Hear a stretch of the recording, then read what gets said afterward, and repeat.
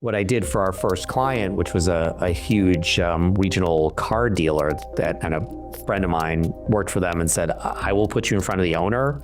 Please don't embarrass me. We came in, it was me and one other person, and with finished creative, billboards, radio ads, TV storyboards, all of these things all done. Sort of one of the funny things, right? These are these interesting moments that you talk about is I showed the TV storyboards, and the owner of the dealership said, oh, so you guys can do TV ads, right? I'm an entrepreneur, I'm a salesperson, whatever. I said, yeah, of course. By the way, I've never done a TV ad in my life. I don't have the slightest idea how to do it or who to talk to.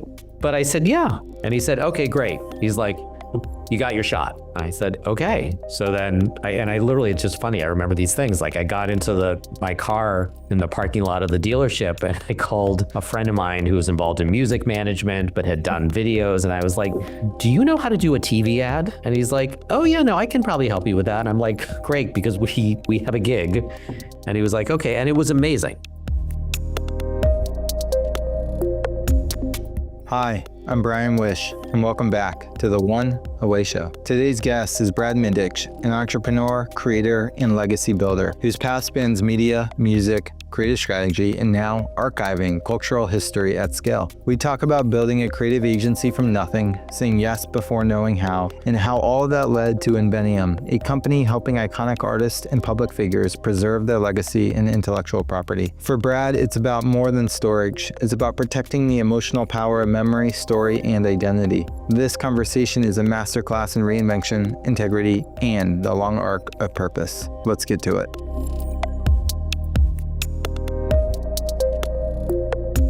Brad, welcome to the One Away Show. Thank you so much, Brian. Really, really a pleasure to be here. Appreciate you inviting me. Yeah, it's funny how we got connected, but I'm glad we did, and look forward to doing Small world. Small world through two indirect points, but it was meant to be. So Brad, I'd love to know, what is the one away moment that you want to share with us today? I think it's really such a great and insightful question. And I think, as you sort of go through your own career path or personal path or whatever, these moments take on different meaning, right? Sort of as distance gives you perspective, right? That you wouldn't necessarily have at the moment that it's happening. So in thinking about this, I think for me, if defining the one away, sort of something that changed the trajectory, for me, it would have been, or was, me leaving my family's business to go out on my own. And, if some of your audience is a part of family businesses or knows anything about it, when family businesses are good, they can be good. When they're bad, they can be really bad, right? So, and I had spent really significant part of my career inside the business, and it was a very meaningful company and did extraordinary things and stuff that I'm very proud of. But I just got to the point where I decided this was not for me anymore. And I was president of the company at the time, and I'm an only child. So, I think you probably start to figure out some of the dynamics that when I decided I was going to leave, let's just say diplomatically, that was frowned upon. And I think this is just part of kind of how people view themselves and sort of how they change over time is, honestly, I should have probably left the company a lot earlier because it was not really something I was passionate about and really wanted to do as much as I loved the people and kind of the mission and what we were doing. I did it because it was sort of obligation in that ways. So when you make a decision to radically change everything, like that and have the belief in yourself, which I think just quite candidly, I'm not sure I did up until that point, that I could do something on my own and I was going to do it and figure it out. That's a big shift, right? To actually get to that point. So I would say that was sort of the really big change. Sounds meaty and like a big moment for sure. I'd love to ask some questions around that if you don't mind, but I can imagine First off, for context, how old were you when that happened? I was, let me just do the math here. I was 43. 43. Okay. Awesome. And how long were you working there? Oh, you said 16. How many years did you say? In the family business? Yeah. 20. 20. Okay, so you're 20 years, and then what was the family business? Just for It was a media company, sort of newspapers, radio stations, mobile, online printing, sort of a regional media company based in Boston. Very significant, influential. It's not around anymore. My father sort of closed and or sold everything sort of within sort of 5 years after I had left. But it was hugely important, culturally and everything. And really, I learned an enormous amount. I mean, I'm grateful for that learning. And the people were amazing, really best and the brightest and most creative, that I had ever had the privilege of working with. So it's not like it was, a terror, we were manufacturing widgets and I just couldn't deal with it anymore. It was just, but it was not, it just wasn't me. It was time for me to go. Got it. Okay, great. Appreciate the context. So 20 years in the family business. How long were you in the family business? Was it until you realized, hey, this might not be my path, but then continued on that journey until you eventually left? Oh, that's a really good question. So I'm going to say that I probably realized that I should not be there, or this was just not feeling right. Sort of rough numbers, probably after about 8 or 10 years of being there. And I stayed for another, 10 years. Wow. So 10 to 12 years of doing something that maybe wasn't fully meant for you. Maybe those 8 to 10 years in, when you first realize, hey, like, this isn't my future path. Not so much why you left, ended up leaving, but like, what was it about what you were doing internally that said, hey, this may not be my future? I think, there's probably a number of areas. I think some of the things that we did, certainly around music, right, and radio and all that, I was very passionate about, and I wanted to be a musician. Really, that was what I wanted to do when I was younger. So I loved that part of it and some of the experiences around it. But the overall nature of, I think, kind of traditional media and newspapers and all of that, I wasn't passionate about it. I think some areas of it I just wasn't very good at either. And I think kind of that combination of, not being excited to, go into work every day, which partially due to some of the areas that I just described, but also, quite honestly, it's, as I said earlier, like you alluded to, family businesses are very difficult. Mm-hmm. And the sort of the dynamics and the criticism and everything is business and everything is personal. Right. It's a lot, and I think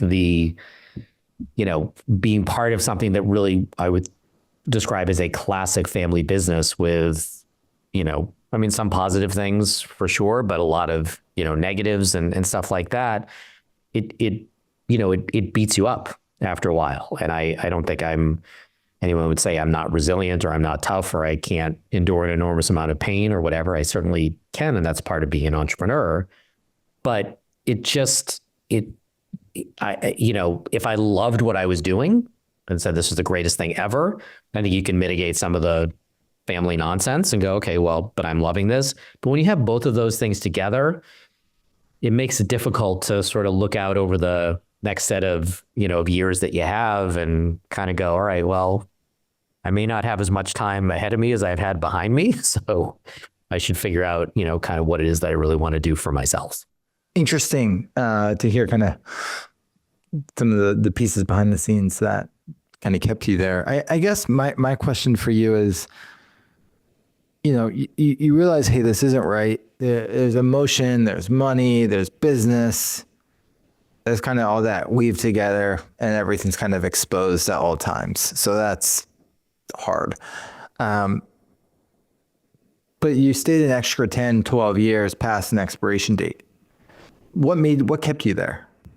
So I'll give you, you know me a little bit, right? I'm very honest. I'm very transparent. I had nothing to hide, nothing I'm ashamed of or embarrassed about. So I had a family, had young kids at the time, and a mortgage and a whatever, right? So that's part of the fundamental calculus, right? You have to do to be like, what happens when you do that? And I think the kind of part of the core things that exist within those sorts of feelings are really confidence, right? And so did I have the confidence to be able to, decide to leave, 10 years earlier or whatever? I didn't. And the other thing, the parallel emotion that goes with that is fear. And quite honestly, I was just afraid. And I again, as I said earlier, like distance gives you perspective. I'm not ashamed about that. I'm not regretful about that. I'm not anything, it's just, it was where I was at the time. Knowing what I know now and being in place, would I've made a different decision? Of course, but you make the best decisions you can make at the time with the information that you have and where you are sort of, as a individual or as a, somebody trying to manage your way through things. So I think it really was that. It's just, and plus the pressure. There was a lot of pressure to stay there. That was a very constant thing, and keep growing with the company, and the expectations around that, the obligation, and I think what's interesting, and again, just we take time and you sort of reflect on these things, is this nature of responsibility and obligation and things like that obviously can be negative, or impact somebody negative. But when I look at it now through a slightly different filter, this sense of commitment that sort of we have to, our team, our clients, people around us or whatever, that's core to it. It is this sense of responsibility and obligation and doing what you say you will do and those types of things. So it's like you sort of adjust where you are at a certain moment, and it changes how you view some of these characteristics that on the one hand were negative influencers, but I would say now are actually positive motivators in sort of an interesting way. Yeah. No, I really, I know we're getting a little personal here and we don't know each other that well, but I appreciate the depth of kind of where you were. I want to double click on one thing that you said before we kind of move on. You said like there's a bit of pressure to stay, and obviously the fear and the confidence, but it's just probably the challenges that come along with that psyche generally. But I'm asking this from a place of maybe personal experience. My father, there was a business, and I chose not to go down that road very intentionally. But at the same time, I think whether I chose that road to kind of follow that or not, I would have still felt maybe some of that pressure or, a desire to like please. Was there anything like that you felt like you needed to kind of please the family or like just like to like stay, or was it just like, more fear and, lack of confidence that kind of kept you there? Or was there like kind of scared of the outcome of, what would happen with by saying, hey, I need something else for my life? Yeah, well, I think a lot of those things go hand in hand, right? So it's sort of the fear of that change or being confident enough to do it, also with the kind of fundamental desire. And I think as you sort of referenced a little bit with yourself, like, to make everybody happy, to please the family, to do the right thing, to do what's expected of you and all that, right? Those, very common themes in family businesses, right? That's, I think for better or for worse, if nothing else, I can speak confidently with other people who are in family businesses to, and be empathetic and sympathetic to sort of the, those dynamics. But yeah, it's definitely, and I think within all of that, to put maybe a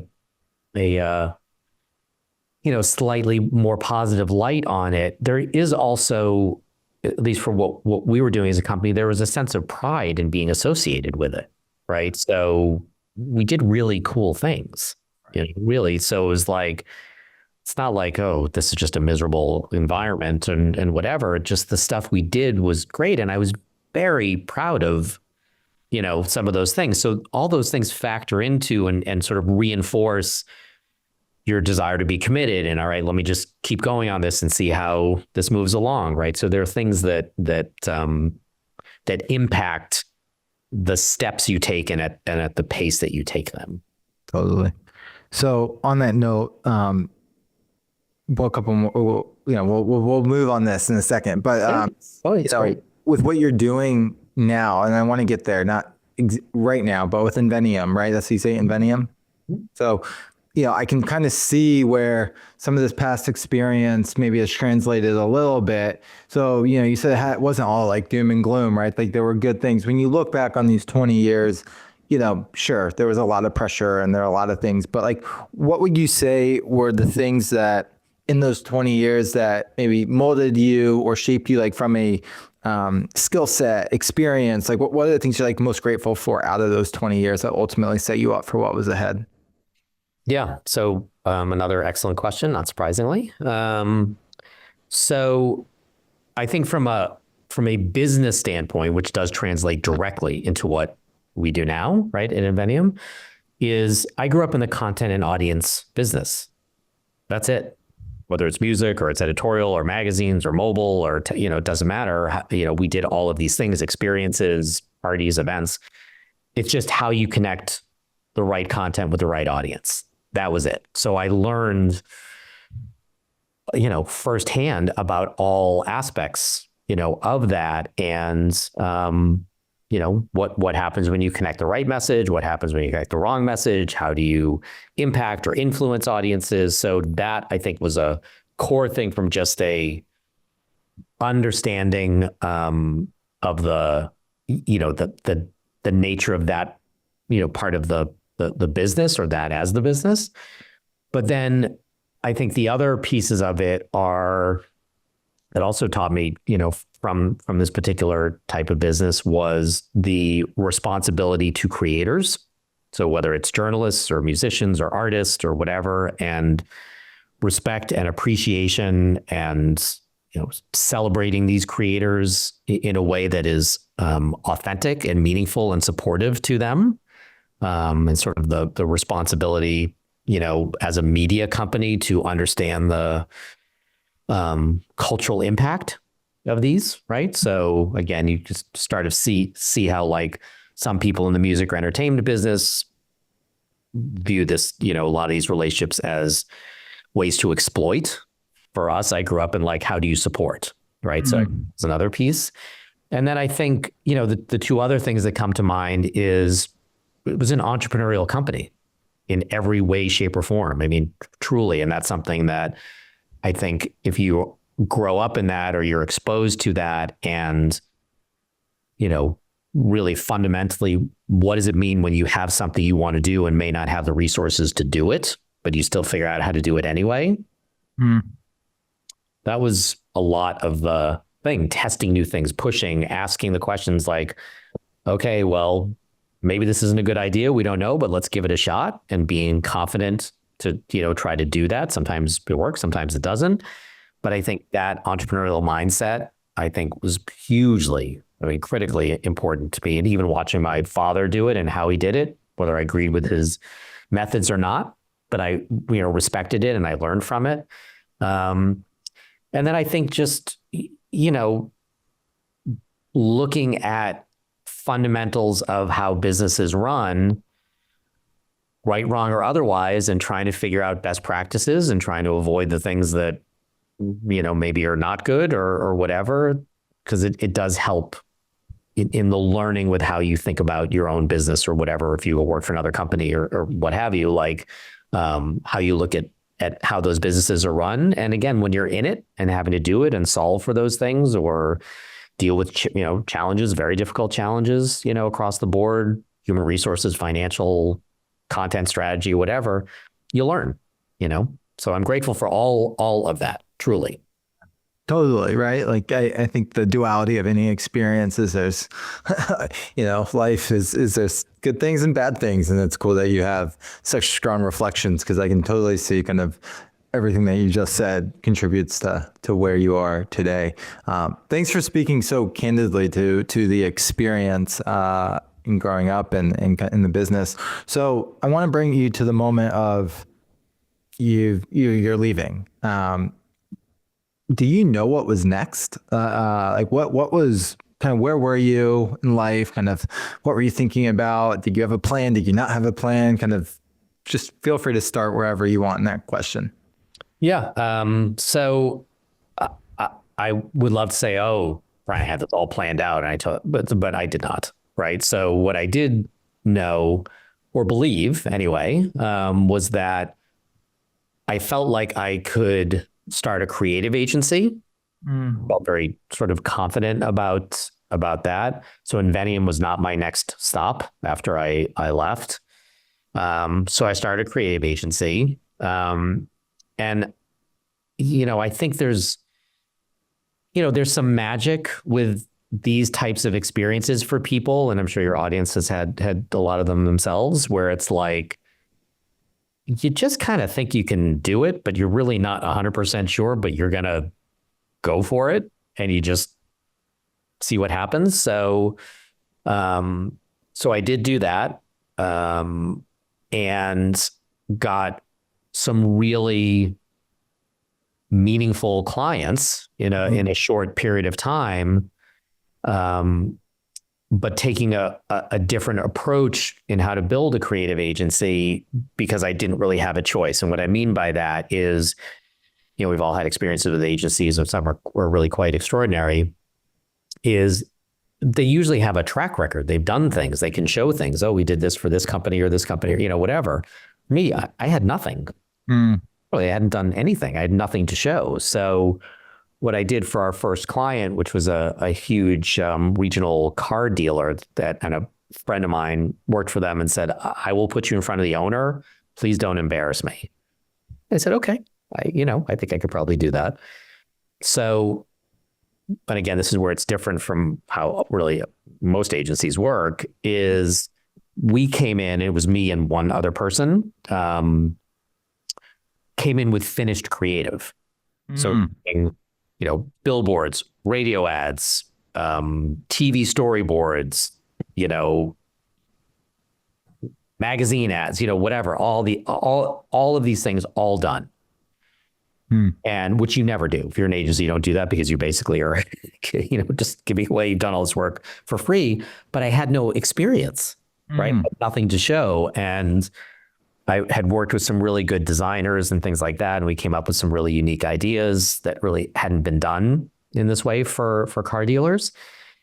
And I just remember the sort of one of the funny things, right? These are these interesting moments that you talk about is I showed the TV storyboards, and the owner of the dealership said, oh, so you guys can do TV ads? Right? I'm an entrepreneur. I'm a salesperson, whatever. I said, yeah, of course. Now, by the way, I've never done a TV ad in my life. I don't have the slightest idea how to do it or who to talk to. But I said, yeah. And he said, okay, great. He's like, you got your shot. I said, okay. So then I literally, it's just funny. I remember these things. Like I got into my car in the parking lot of the dealership, and I called a friend of mine who was involved in music management, but had done videos. And I was like, do you know how to do a TV ad? And he's like, oh yeah, no, I can probably help you with that. And I'm like, great, because we have a gig. And he was like, okay. And it was amazing. I mean, it was an amazing, absolute pure entrepreneurial experience to try to scramble, figure out how to do it, all that kind of stuff. So anyway, then, you have those. Now we have creative, right? Now we have a real client. Love it. So what I'm hearing you say is like you showed up though to the prospect with like finished work before they even kind of bought. Interesting. Yes. I love that. I mean, I still do that 6 years in because I think it goes a long way. I did it this morning actually. Like it speaks to me. I think that's amazing. And also like to the point of I appreciate or can relate to selling something that you've never done. Blair, who runs our client services, she's like hates when we do that now. She's like loves true paths, but I was, like to build the thing from the start, you kind of have to sell what you haven't done, and it's risky, but you got to pull it off. So I love the hustle and the Yeah, thank you. And it's great that you sort of share in that. And I think it's part of the whatever. Not everybody has to do that, but for me, it was a necessary part of the process. And I think, there's an interesting line, I think, because with anything, and we see this in Invenium, and I'll talk about the next step from there in a second, is you don't pitch something or sell something or tell a client we can do something, even if it's like way a little bit out of kind of things we've done before, without having a reasonable set of confidence that we could actually do it. So if it was like, hey, I'm pretty sure we can send a rocket to the moon, like, I'm not going to say that, right? I'm quite confident I can't do that. So I think there are these, there's an elasticity to kind of, as an entrepreneur and as a salesperson, as building a business or whatever, to what you can push up to a certain point, right? So even creating TV ads, it's not brain surgery. It's just, but you just got to find somebody who can help you do it. And if my friend couldn't do it, I would have found somebody else, right? You find some way to do it. So there's always that thing with how far do you push beyond your scope, and then kind of go, all right, we'll figure it out. Most of the time you can figure it out, as long as you haven't gone way into an area that truly you don't even have a sense of how this might be able to work. So it's a fun process. Yeah. I've always been just, don't do the risk calculation. Just I've learned the hard way. I've definitely. So anyways, I like your more pragmatic, thoughtful approach to kind of how you think about this. So very cool. So you went in the creative agency, you learned the trade, you started doing things you maybe were kind of close to comfort, but outside of comfort, and, doing things that stood out, even if you didn't have a body of work, you built a body of work. And what I'm really curious about, and feel free to speak more to, well, actually, let me ask it this way. Did that creative agency, was that a separate entity, or did that evolve into Invenium?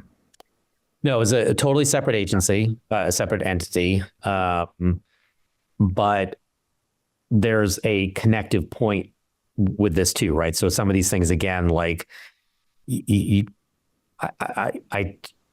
I didn't plan for this to be connected in this way, but there's a natural through line with this, in the sense that we worked with a musical audio company, right? And as one of our clients, and that led to me leveraging some of the relationships I had in the family business to then, as far as music managers and things like that, to see if they would be involved, in these sorts of opportunities. And these were really experiences, like VIP experiences, that we did for this audio company. So I started to work closely with labels and managers and things like that from the agency side. And again, this content and audience thing, or marketing, or messaging, or things like that, right? So all these things sort of build on each other. So then by the time it sort of gets to Invenium, a couple of years later, I've built up some of these relationships on the music side more than they had been built up before.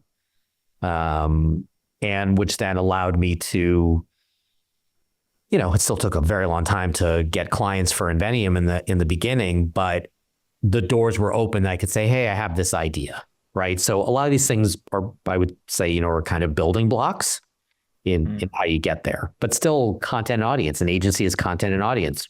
What we do in Invenium is content and audience. It's the same concepts. Yeah, totally. I was talking to a friend a few months, like over the summer, and he's a product guy, and he was saying, a lot of very large product companies are born out of seeing patterns in kind of an agency life. And so it sounds like what you did was you were building these building blocks over the first 20 years, then with the creative agency, and then kind of boom, labels, managers, content, audience, and you kind of found you saw something bigger to build. Do you mind sharing kind of what you saw and kind of what that kind of light bulb moment of, decades of experience kind of brought you to? Sure. And I, love to say this again, this was all sort of planned and thoughtful and this, and I, whatever, but at least my experience, things that sort of happened by accident. So Invenium happened by accident, really. And I started to, while I was sort of doing the agency, I started to learn a little bit about archiving, which I just, be really candid, like I just didn't really get, and I didn't really see the point. Like I was like, I get it, but there was somebody that I knew who was involved with this. I'm like, I get it. It just doesn't really seem all that interesting. Anyway, but as I started to learn more and dig into it and then kind of look at sort of the nature of preserving and protecting extraordinary content and then helping these clients, whether they're artists or athletes or actors or brands or whatever, figure out what to do with it in a way that authentically extends their brand, their relationship with their audiences, drives new revenue opportunities for them or their foundations, and also gives them control over their legacy, whether they're a Wookiee athlete or somebody who's had a 60-year career as a performing artist or what have you. There's real value there, right? So, and a lot of these things, as you kind of trace this back, I'm sure is just even, going back to on the media side, really figuring out how to highlight and showcase the amazing creators across all these different areas and being that part of a commitment to kind of what we were doing on that side. It sort of translates very nicely to, okay, we're dealing with an artist who needs control over their legacy, their history, what they've created, protecting it, preserving it. Very just on that sort of one point, a very, very, very sad and tragic reminder is the LA fires, right? And bad things happen, and if you don't protect your things, whether it's a fire or flood or people steal things, we've seen that countless times, making sure that our clients have control and then can figure out what to do with these things. Like it all sort of builds from there. So I guess to answer your kind of the core question, it didn't all come to me like, oh, I see how this all goes together immediately and now I'm going to push it. But it was these kind of pieces that started to come together, but really starting with the foundation of like, let's help these clients protect what they have created from their genius, really.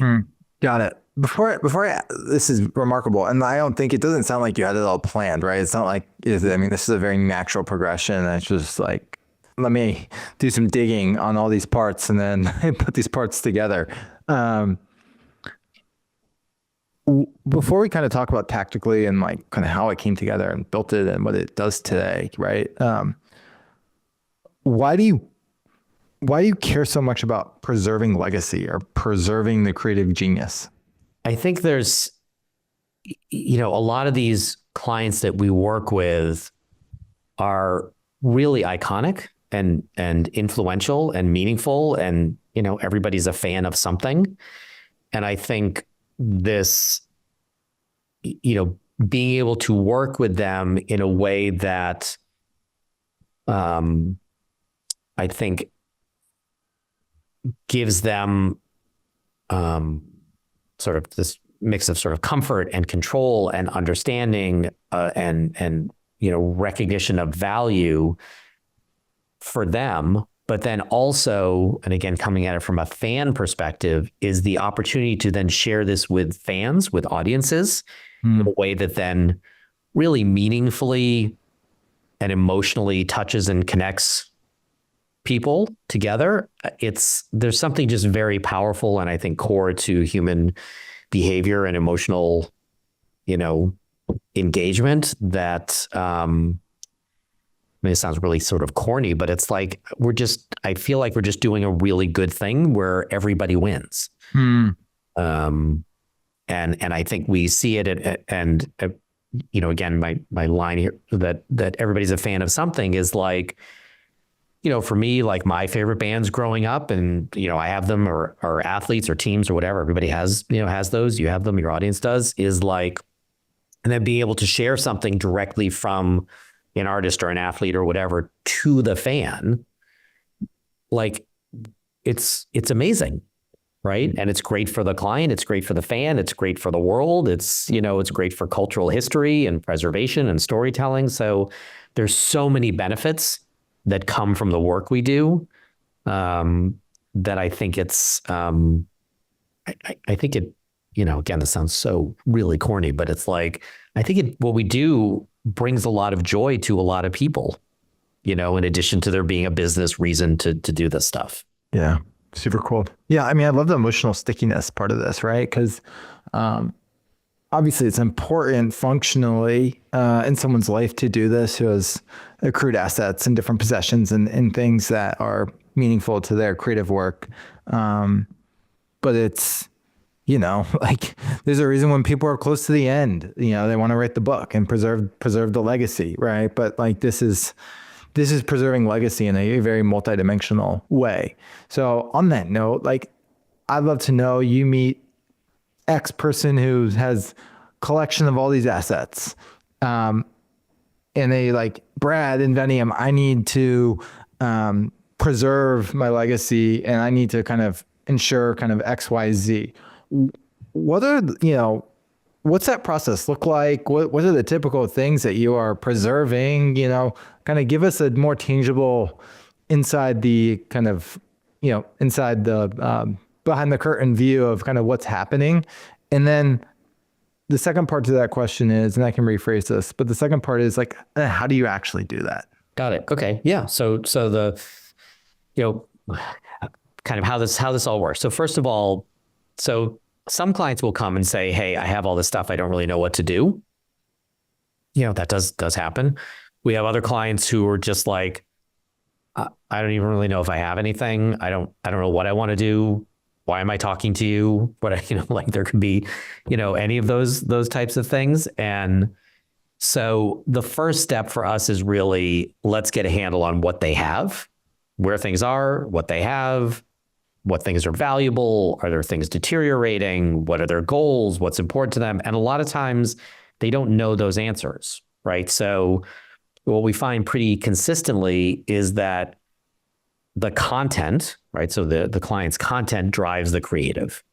So, sort of once this is a command of the obvious statement, but once you know what you have, you can figure out what to do with these things. So when you're starting with a lack of awareness or only partial awareness of what maybe you've accumulated or, collected over your career or your management has or what have you, and then we bring a system and process in place so that you can really see what you have. And you ask kind of the things we deal with, it's everything. I mean, it's audio, it's video, it's instruments, it's equipment, it's, footballs, it's clothing, it's stagecraft, it's document. I mean, there's nothing that we haven't worked with, right? Because every client typically has a mix of a lot of those types of things. So the preservation, documentation process, putting things in an environment so they can see, kind of what they have and how things relate to each other is really kind of the first step. But we also tend to do things in a non-linear way, in the sense that if a client has a documentary that they're working on, or there's a book, or there's an anniversary, or there's a box set, or they want to do things for charity, or they want to auction or whatever, we have those filters, those strategic filters going into it. So we understand how to kind of think about the archival and preservation and storytelling process with them. So we do things simultaneously. And it's really, we may have a client who says, can you just digitize these tapes for me? Okay. And some other client might say, I want to sell everything. Okay. We could do that too, right? So it's really, we will do as much or as little as the client wants or needs. And, kind of going back to kind of the fundamental nature of how we work, super serving our clients, Yeah. Yes, that is a Super serving. Love it. you know, it's, Like supersized me, yes, but for in a better way. probably, yeah, that documentary guy is I, but but So, but yes. one thing I'm also asking about is, or is one thinking about, as you're saying, is okay, if they preserve everything, whether documents, footballs, jerseys, um, instruments, right? As you were saying, what does that mean to do? Like, I mean, I think I understand, but to digitize those things, like, how do you access that? And like, what is the experience? Like, is there a product experience around like how you access that legacy, so to speak, or is it just kind of uploading simply to a file? Like, what is the experience of digitizing and preserving that? As you would expect, what we do is really ultra professional, right? That's what these clients expect, right? It has to be done a certain way. It has to be done to industry or beyond industry standards. And it's not just like, oh, here's this guitar. I don't know. Let's just take a picture of it and then throw it up on a, whatever, some random database or something. And whatever it is, it's okay. Let's take all the pictures of the guitar from multiple angles. Let's document all the data around it, the metadata. Let's capture whatever story is meaningful. What's the history of this? Why is it important? What was it used on, et cetera? And then importing that into a client's own custom visual database that we build for them so they can see all those things. And, so even just with that one example, let's say we have all that information around a guitar. Okay, so I'm just kind of throwing this off the top of my head. So, that the story around that guitar could be used in a book or a documentary or a box set, or photos of that guitar could be used, in a book. Maybe a poster is created out of it, or some new merch is done. Or there's enough information then that we have that if the client was like, look, I want to auction this or sell it, great. All that work is done. So now you can go do that. So, it's just, once you have this understanding of what's there and you can look at it and say, okay, let's think strategically, which we do with the clients, about what do you want to do? What's important to you? And for some clients, it may simply be, I just want everything safe and protected. I don't want to do anything with it. I want to understand what it's worth and make sure my kids have access to it if they want to do something with it. Other clients might say, well, I want to do a touring exhibit or a pop-up store, or I want to sell it, or I want to create merch, or okay, great. Well, let's work with you on those approaches. Interesting. This is fascinating, actually. So in a way, you're almost, I don't know if I even gleaned this on our first chat, but you're almost creating like legacy intellectual property. Is that fair? I think it's very fair. I think in a very, non-marketing way to say what we do, for all intents and purposes, we're really helping our clients manage and curate their IP. Yeah. Again, it's not very marketing cool sounding, but that's sort of what it is. Well, it's super interesting, right? Like it's super interesting. Like the way I look at a brand is, or the way we look at it is like, you got to kind of collect on the front end the body of work of the individual. And like to be able to kind of, if you have a stew of ingredients, you can kind of cut it up and dice it up different ways. So what you're saying is, hey, we're going in and we're like doing a very professional way of like documenting all these assets that are very important to this individual. And these assets in a way can be used to maybe 3 to 5 different experiences or exhibits, or maybe it's just for storage for the family. But there's a way to create a more experiential side out of these assets if this person wants to do that at a certain point in time. Is that right? Yeah, I think it's extensions out of what they have created that can go down multiple channels for them, depending on what's important to them and over any period of time, right? So, clients have different moments and different things and different needs for what they want to do and when. So I think it's, I go back to this word a lot. It gives clients control over their world in ways that's super cool. that they wouldn't have. And I think, I'm sorry, I know you want to say a quick thing, but one of the lines that we use with clients that does resonate is we say, if you don't control your artifacts and your legacy, somebody else will. And that's not really a place that you want to be. Yeah. It's beautiful. Super cool. Do you, on this note, do you do any of the experience? Like, does your work stop there, or do you help them with the experiential and like say event side or of this as well? Yeah, we will help them with that. It's if they want to do some huge experience somewhere, like, are we fabricating and building structures? That's not our business. We work with people that do that, but the curation, the stories, the messaging, like all of that, we absolutely do. And we've been involved in, freestanding physical museums, touring exhibits, all of that, type of stuff where, again, it's, kind of goes full circle. It's how do you bring the content to the audience, right? It all comes back to that same place. This is cool.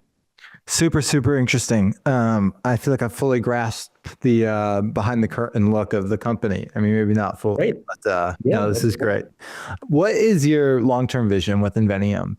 Where do you see the business in the next 35, 10 years? Kind of what's your kind of hopes and dreams for where it all goes?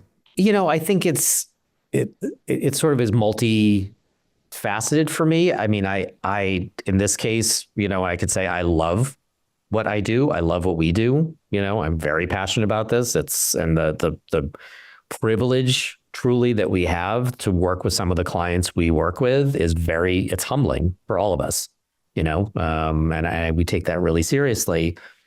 So I think for me, it's like I don't know, some entrepreneurs, maybe not all entrepreneurs, but like I'm constantly looking to build, right? And to build and to grow and to get more things and to, do what we do across other areas, both, whether it's geographically or other verticals or things like that. And at the same time, and this is difficult, to constantly figure out how we do what we do better, because there's a lot of things that we should be doing better, and how do we innovate and change and, reflect on kind of what we've been doing. And I, read your newsletter from earlier, about not losing sight of some of those things, right? And, Oh yeah. Culture and this. So I'm, we're looking to build, we're looking to grow, we're looking to kind of do what we do on even bigger scales, but at the same level of super serving, our clients and commitment to, in integrity and kind of doing what you say you'll do in an industry that typically doesn't necessarily, focus on those kind of core values. Yeah. Yeah. Very cool. I mean, you can tell the passion, right? You're talking about the family business and some of the things versus like you're kind of lighting up here. Not that, there aren't great lessons from both, but, it seems like you see a bright future on this path. Brad, question for you, when it comes to, you're building sounds like a company of a lot of purpose and meaning, something that's combining things that you're really uniquely gifted at doing and have the experience to execute on and keep building on. Talk to me a little bit about, just how you've kind of grown the culture and the team and kind of evolved as just a leader, right? Maybe from when you started the company to where you are now, and any just growth lessons, as a CEO, and someone who's, I'm sure, seen it every side, made mistakes, and probably learned some probably really helpful and good things along the way. Yeah. So I think to that sort of kind of one of those last points, I think I've probably made every mistake you can possibly make on the planet with this business, and I think probably some of these things more than once. So. Maybe it's not the best track record for those things, but I think, to your point, as the cliche is, you learn much more from your failures than you do from your successes, right? And that's the case for us. And I think,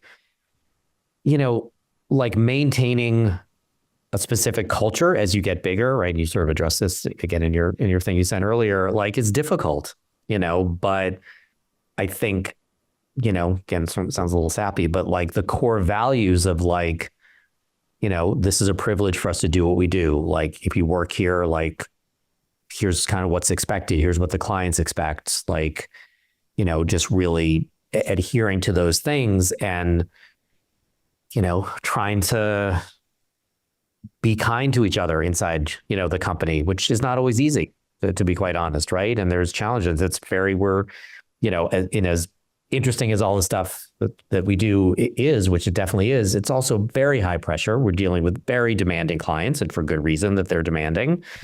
So it's intense, right? Yeah. Can you handle that pressure, and can you do it? And if you make mistakes, hopefully they're not fatal mistakes, right? And that sort of stuff. So there's a lot on the culture thing, and I think we are really privileged. I personally will say I'm very privileged that a lot of people we have in the team are just extraordinary, and they have the same set of values. They get it. They're passionate. Yes, there are arguments. There are things like that. Things will get pissed off, of course, but they truly care, and they care about sort of what we do and how we do it. And that is reflected in how they engage with our clients. And that honestly is kind of, I think, the best measurement of culture is like, how do your clients view you and your team?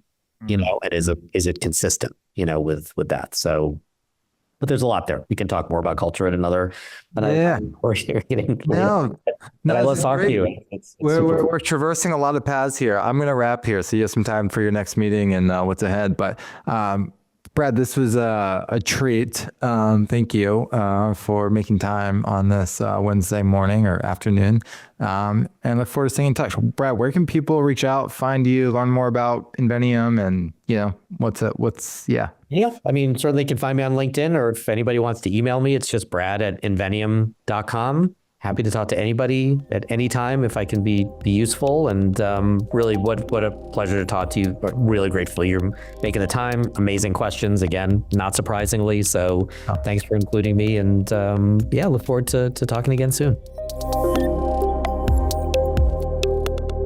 Thanks for listening to The One Away Show with Brad Mindich. What stayed with me most is Brad's clarity of mission, his desire to preserve what matters and protect the emotional weight behind creative work. Whether archiving rare stage artifacts or guiding an artist's legacy across generations, he's building a business that honors both detail and depth. From the family business to creative startups to Invenium, Brad shows us that reinvention isn't about leaving something behind, it's about choosing to serve something bigger. If this conversation moved you, feel free to share it or leave a review. New episodes drop every Tuesday and Friday. Until next time, honor what you've made and protect what tells your story.